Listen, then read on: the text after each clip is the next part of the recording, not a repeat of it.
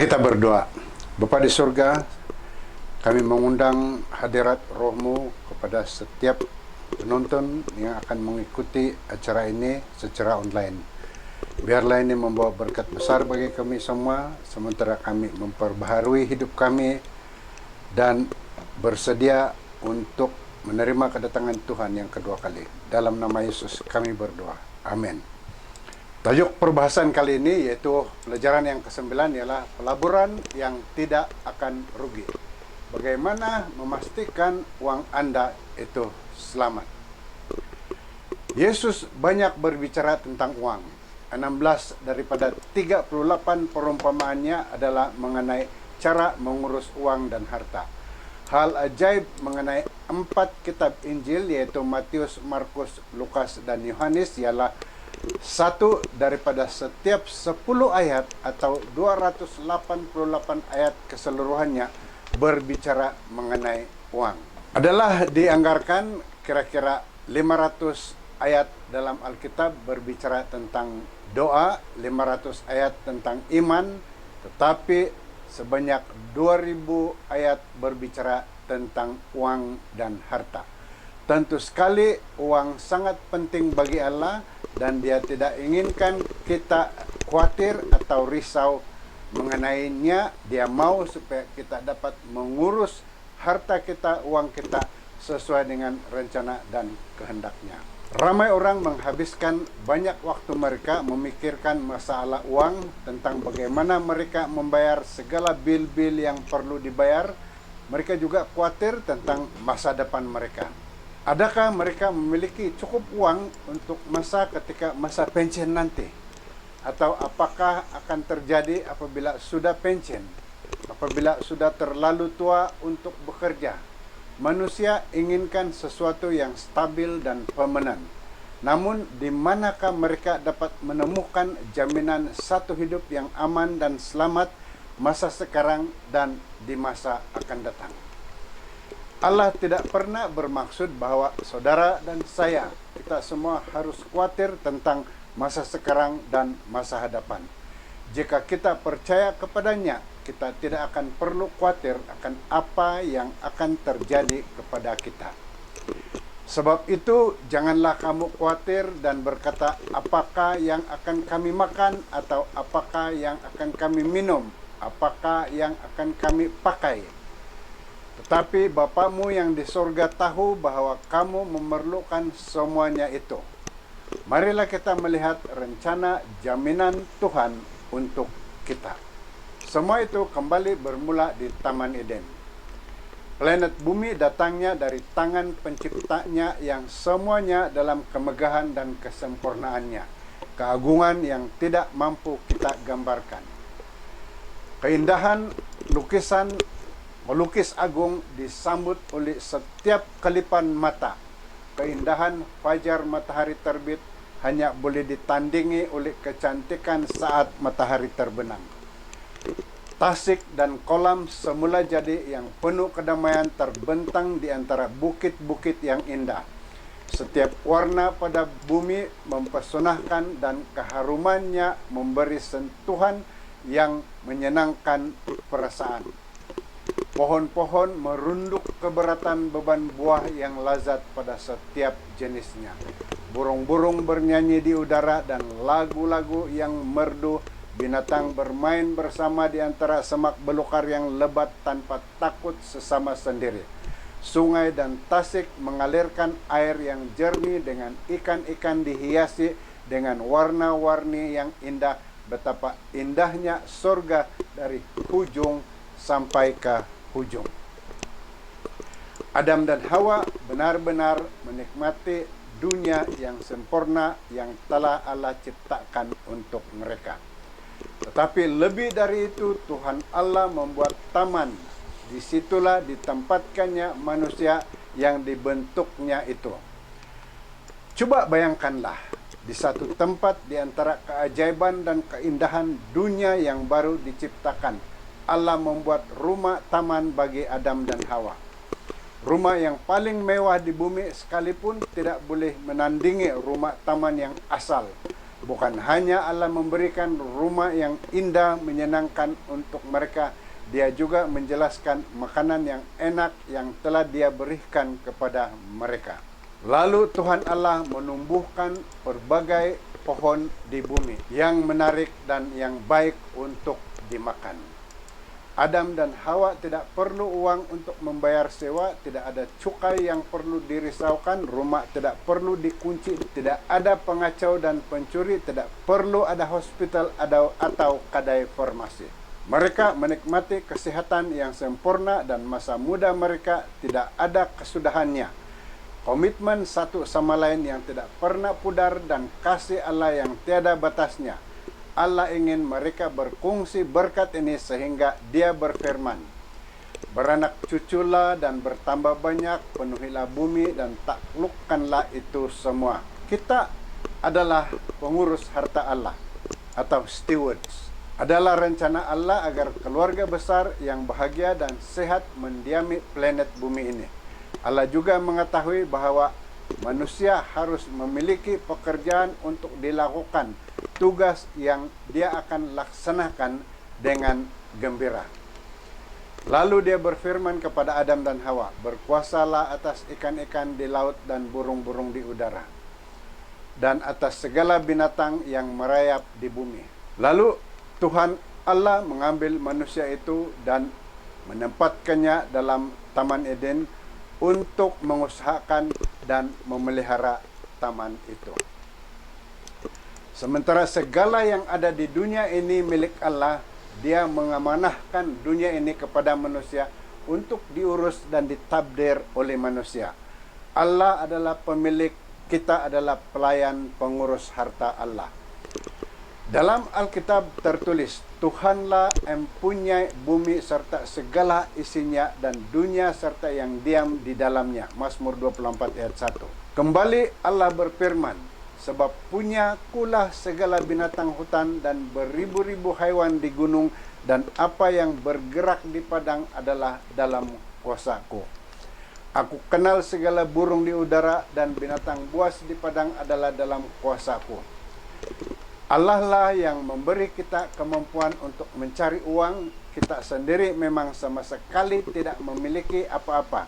Sebagai pencipta kita, Allah menuntut sebahagian hartanya dan kehidupan kita.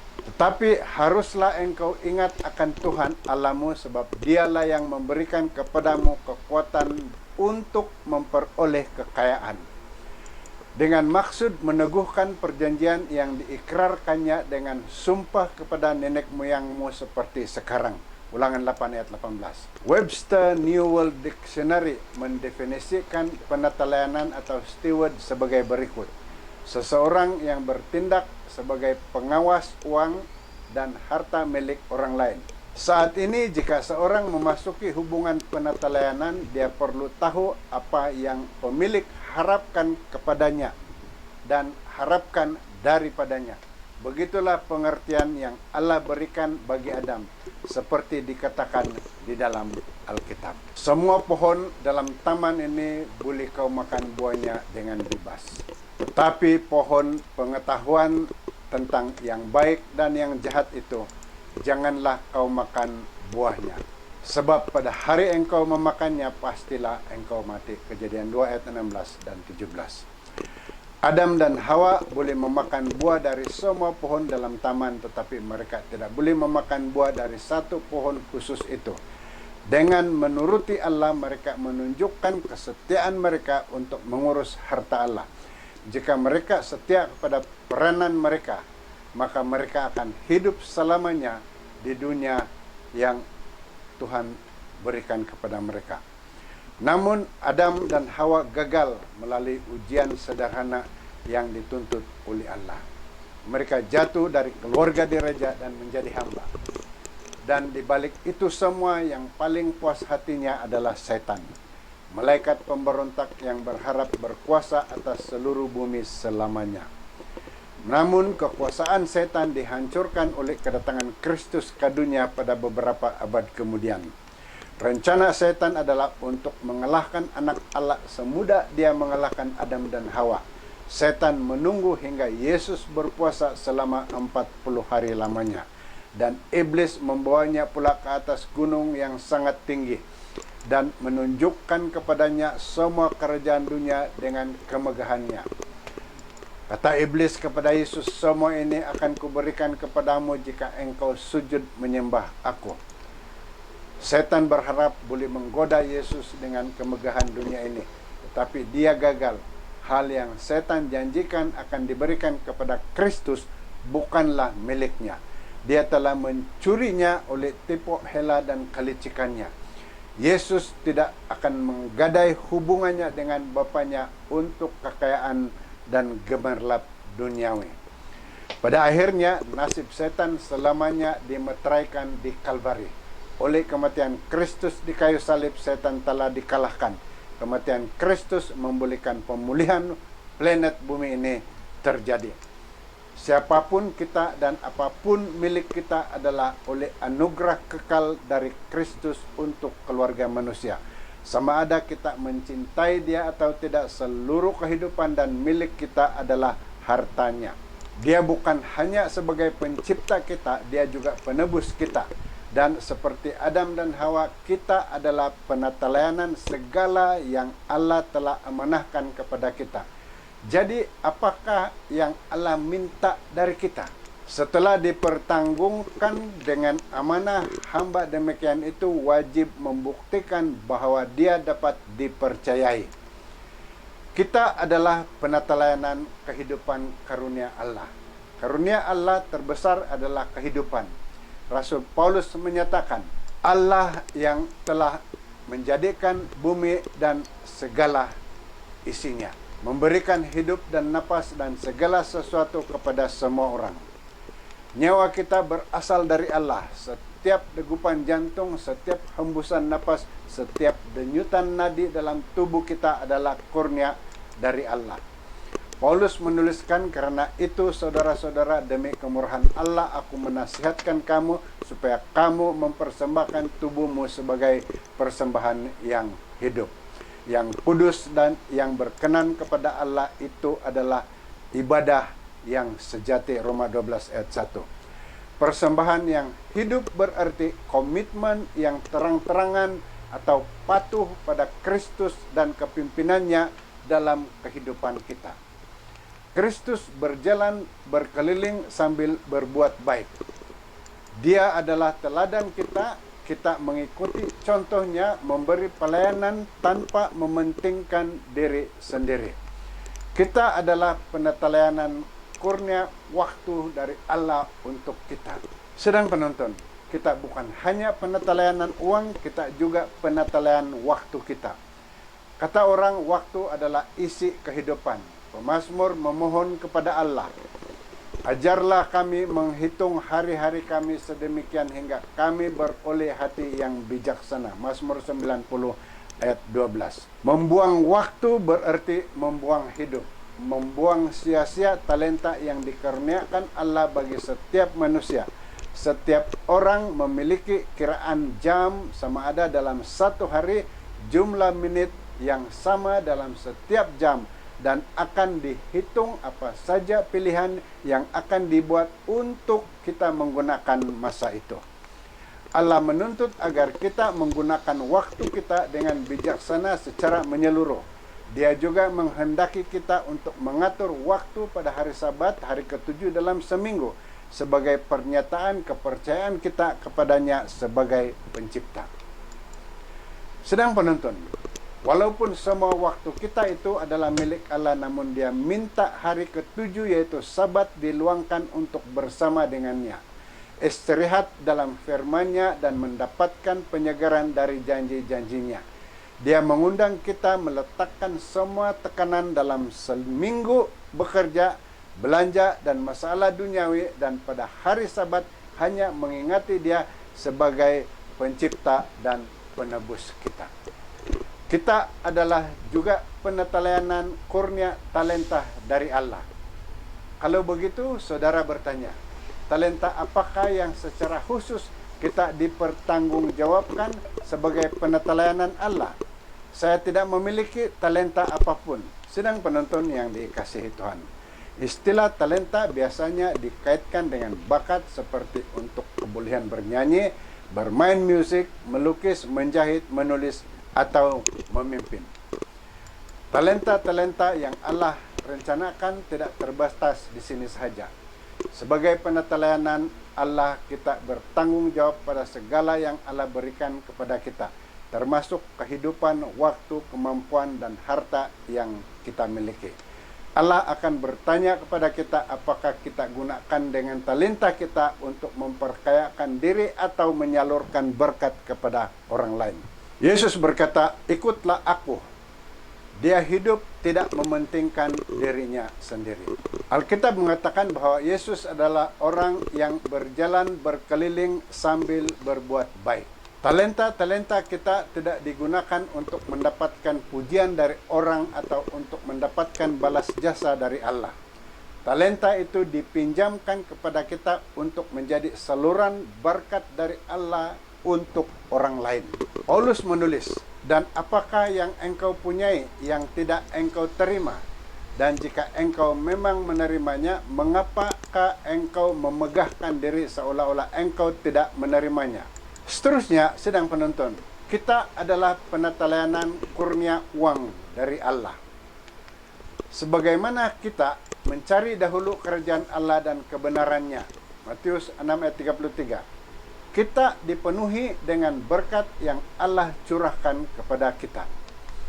Di samping untuk mempersembahkan waktu kita, kita dapati dalam kitab suci bahwa penyembahan kepada Allah melibatkan kita mengembalikan kepada Allah sebahagian yang Allah telah berikan kepada kita.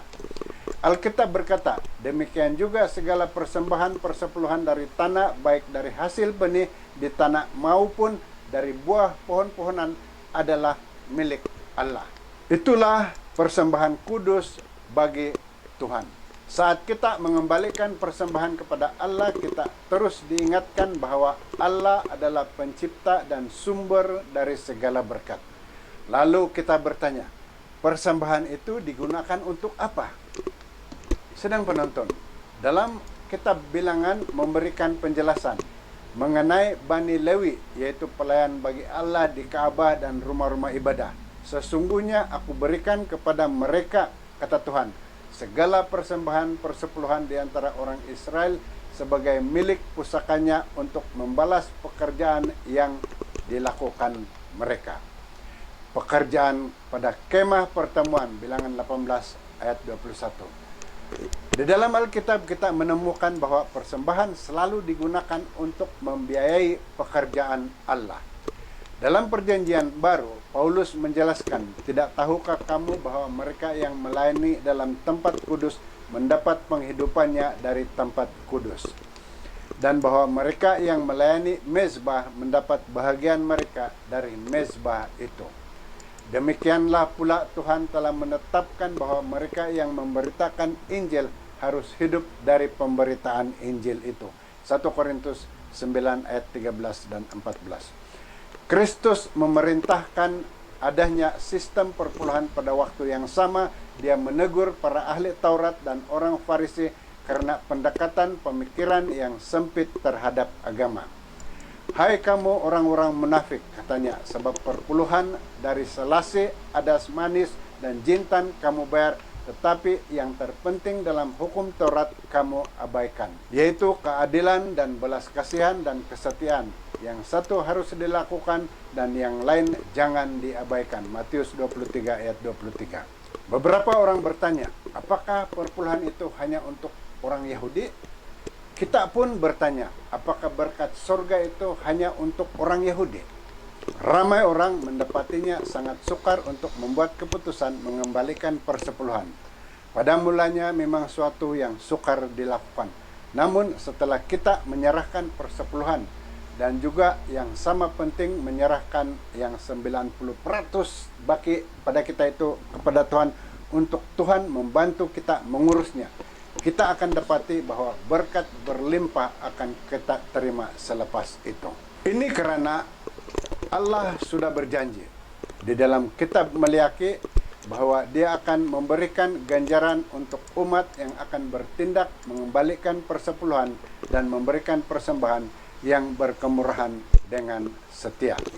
Tuhan berkata, bawalah seluruh persembahan persepuluhan itu ke dalam rumah perbendaharaan, supaya ada persediaan makanan di rumahku, dan ujilah aku, firman Tuhan semesta alam, apakah aku tidak membuka bagimu tingkap-tingkap langit dan mencurahkan berkat kepadamu sampai berkelimpahan. Maliaki 3 ayat 10.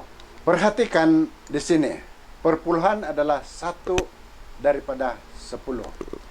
Jika kita menolak melakukan itu, kita sudah jelas merompak dia menurut Alkitab.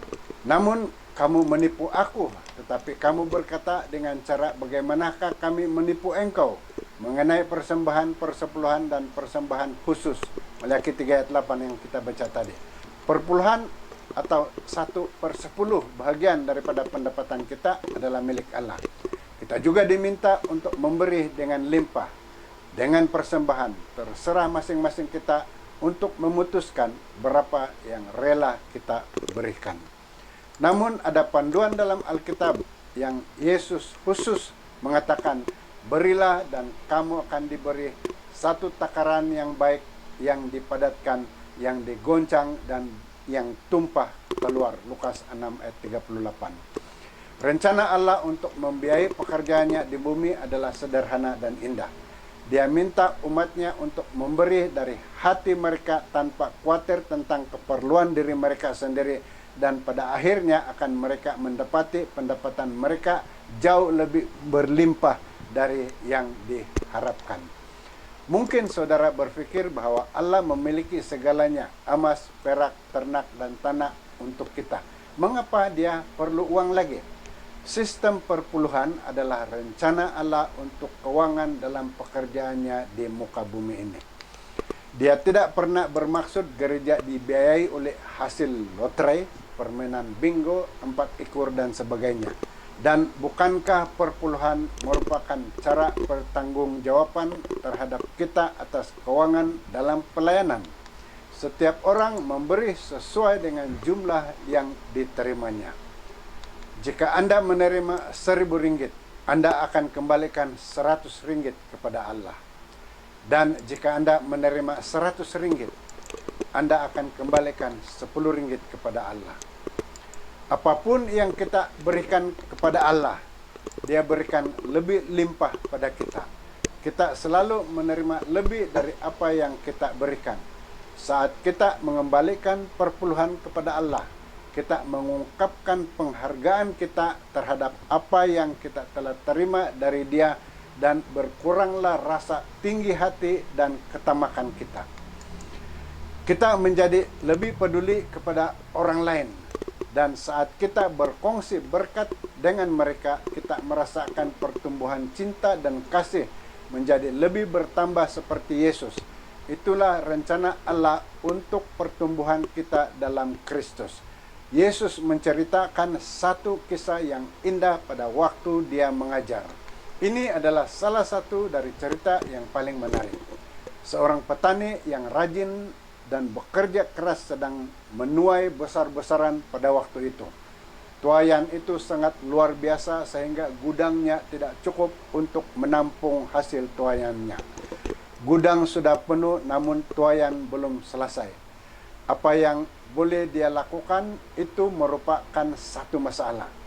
Dia bergumul untuk membuat keputusan tentang apa yang dia lakukan dengan kelebihan yang dia miliki itu. Bukankah dia memiliki rencana dengan hati-hati dan menggunakan kebijaksanaannya dan kepakarannya bertani untuk membuatnya menjadi petani yang makmur di lembah itu? Dia meyakinkan diri apakah yang harus dilakukannya. Dia berkata, aku akan merombak lumbung-lumbungku dan aku akan mendirikan yang lebih besar dan aku akan menyimpan di dalamnya segala gandum dan barang-barangku.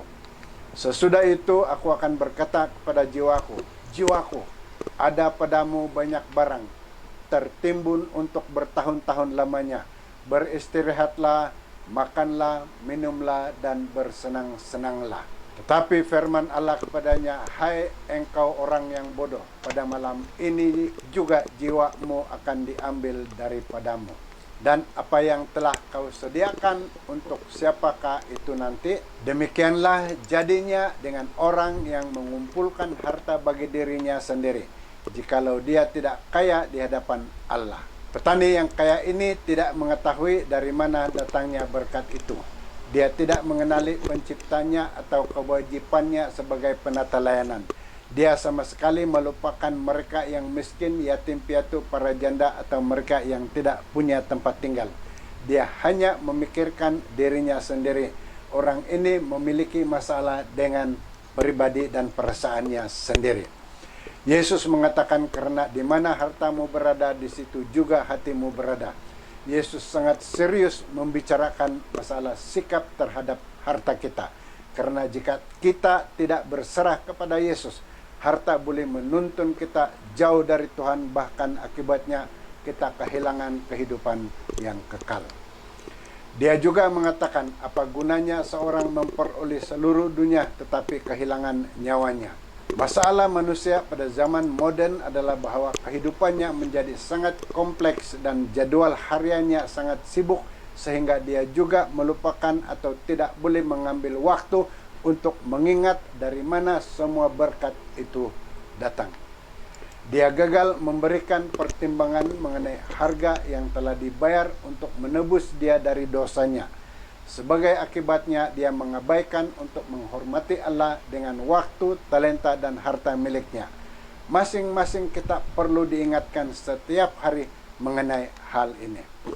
Sidang penonton yang dikasihi Tuhan, segala hal yang kami cintai dan kami sayangi dalam hati kita, kata seorang penulis, adalah dipinjamkan, semuanya itu bukan milik kita. Yesus menginginkan kita menggunakannya untuk membuat kehidupan kita lebih gembira. Oleh karenanya, ingatkan kami, ya Tuhan. Dote Rembo, ingatkan aku ya Tuhan. Segala yang kita miliki adalah kurnia dari Allah. Kehidupan kita adalah kurnia dari Allah. Kesehatan kita adalah kurnia dari Allah. Setiap nafas yang kita hirup adalah kurnia dari Allah. Suara merdu yang kita miliki ketika kita menyanyi adalah milik Allah. Makanan yang kita makan, pakaian yang kita pakai, rumah tempat kita tinggal adalah kurnia dari Allah. Saat kita mengembalikannya kepada Allah, kita mengatakan, terima kasih ya Tuhan atas kurniamu padaku. Jika saudara mengingati itu semua, mengapa tidak hari ini kita sahut seruan Allah? Mahukah Anda saat ini untuk menjadi penata layanan yang setia dengan berkata, terima kasih ya Tuhan atas kurnia pemberian-Mu padaku. Biarlah hidupku kutabiskan untuk kemuliaan-Mu. Biarlah segala pujian, syukur, dan lagu yang kunyanyikan hanya untuk memasyurkan nama-Mu. Biarlah talenta yang ada padaku kugunakan untuk memajukan pekerjaan-Mu melalui perpuluhan dan persembahan. Biarlah tubuhku ini akan menjadi tempat kediaman Roh Suci selesah dan sehat. Biarlah nafas kuhembuskan segar dan bersih dan mengangkat jiwaku kepadamu. Pakaian yang kupakai biarlah fashion yang direstui sorga, dan rumah tanggaku selesa untuk didiami setiap hari oleh para malaikat. Mahukah Anda berkata demikian? Saat ini, marilah kita jadikan ini satu keputusan dan tindakan untuk kita lakukan sekarang dan malam ini juga. Mari kita berdoa.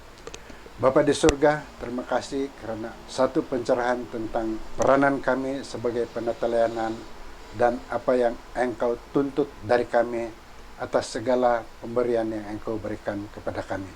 Biarlah kami menjadi penata layanan yang setia hingga tiba di surga nanti.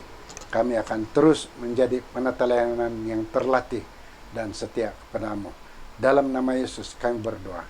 Amin. Shalom. Semoga Tuhan memberkati Anda. Besok adalah hari Sabat. Khotbah kita akan dikhotbahkan di gereja dan semoga kita akan sentiasa diberkati.